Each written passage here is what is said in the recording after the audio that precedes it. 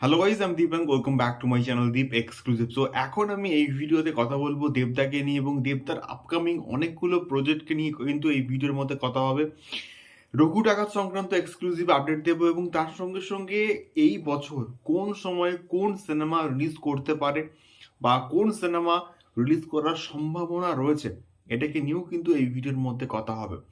So প্রথমে যদি আসি রঘু ডাকাতকে নিয়ে, সো রঘু ডাকাত ফাইনালি কিন্তু হচ্ছে এবং এমনটাই কিন্তু একটা নামী পত্রিকার তরফ থেকে কিন্তু গতকাল একটা আপডেট দেওয়া হয়েছে এবং সেই পত্রিকার তরফ থেকে কিন্তু এটা কিন্তু পুরোপুরি মেনশন করা হয়েছে যে রঘু ডাকাতের যে প্রাইমারি প্রি প্রোডাকশন লেভেলের যে কাজ সেটা কিন্তু মোটামুটি কমপ্লিট এবং এটার শুটিং নাকি স্টার্ট হবে এপ্রিল মাস থেকে।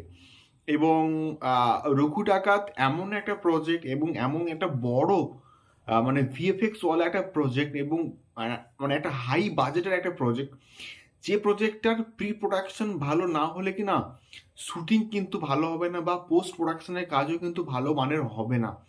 এবং সেই জন্যই ধ্রুব ব্যানার্জি কিন্তু এই প্রজেক্টের পেছনে অনেকটা টাইম কিন্তু দিয়েছেন। এবারে বিষয়টা হচ্ছে দেবদার কিন্তু এই বছরে মোটামুটি 3টে ছবি আসার কথা রয়েছে এবং একটা হচ্ছে দেব এবং সৃজিত মুখার্জির টেক্কা, যার এখনো অবধি নাম কিন্তু টেক্কা রয়েছে, এবং আর একটা কয়লা খনি নিয়ে খাদান, এবং আর একটা হচ্ছে আমাদের হচ্ছে রঘু ডাকাত। সো এখন বিষয়টা হচ্ছে কোন ছবিটা কোন সময় মুক্তি পাবে এটাকে নিয়ে ওই নামী পত্রিকার তরফ থেকে একটা কনফিউশন মোটামুটি কিন্তু ক্রিয়েট করা হয়েছে। সো মানে এত বড় বড় 3টে ছবি এবং এবং সৃজিত মুখার্জির ছবি যখনই পুজোর সময় আসে তখনই একটা হিস্ট্রি ক্রিয়েট করে, সেটা যত খারাপ ছবি হোক না কেন। তার কারণটা হচ্ছে দশম অবতার একটা খুবই খারাপ ছবি ছিল এবং আমি কিন্তু খুব একটা ভালো রিভিউ দিয়েও নি। তো সেক্ষেত্রে সেই দশম অবতার একটা হিউজ লেভেলে কিন্তু কালেকশন করে বেরিয়ে গেছে।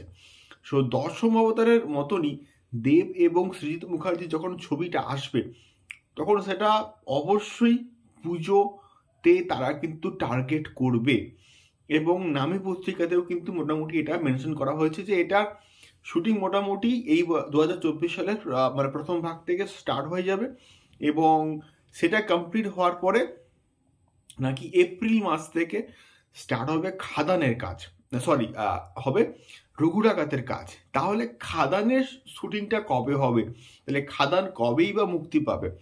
এবং এরপরে কিন্তু আরও একটা প্রশ্ন থেকেও যায়, সেটা হচ্ছে অভিজিৎ সেন এবং দেবের যে কোলাবোরেশন এবং বেঙ্গল টকিজের যে কোলাবোরেশন, সেটা হচ্ছে টনিক বলি প্রজাপতি বলি, এটা সুপারহিট ছিল, মানে সুপারহিট কেন ব্লকবাস্টার আমি বলবো।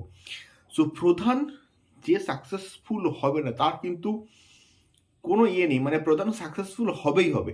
এবং মোটামুটি এটুকু আমরা বুঝতে পারছি যতই ডাঙ্কি আসুক, যতই সালার আসুক না কেন, প্রধান লং টার্মে কিন্তু ব্যবসা করবে। এটা আমার মন বলছে এটা। প্রধান সাকসেসফুল হলে দেবদা আবার চাইবে সেই যে কোলাবোরেশন, সেই যে কম্বিনেশনটাকে আবার ফিরিয়ে নিয়ে আসার। সো এটাও কিন্তু একটা পসিবিলিটি থেকে যায়। তাহলে দুর্গা পুজোতে তাহলে কি কোন ছবিটা মুক্তি পাওয়ার সম্ভাবনা রয়েছে?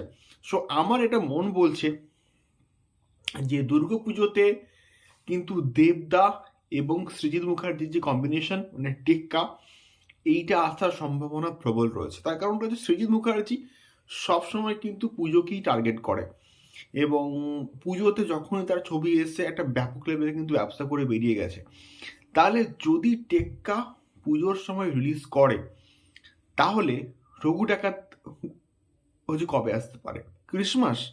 তাহলে যদি আবার অভিজিৎ সেন এবং দেবের কোলাবোরেশন হয় তাহলে সেই ছবিটা কবে আসবে? তাহলে খাদান কি তাহলে 2024 থেকে পোস্টপোন হয়ে 2025-এ যাবে? এটাও কিন্তু একটা ভাবার মতো বিষয়পত্র আছে। সো এতগুলো বিষয় মানে প্রচণ্ড কনফিউশন।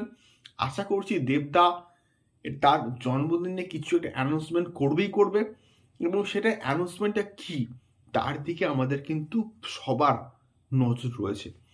দেখা যাক এক্স্যাক্টলি কি অ্যানাউন্সমেন্টটা হয়। তোমাদের কি মনে হয় কোন ছবিটা কোন ফেস্টিভ্যালে বা নন ফেস্টিভ্যালে আসতে পারে? আমাকে অবশ্যই কিন্তু কমেন্ট করে শেয়ার করতে পারো।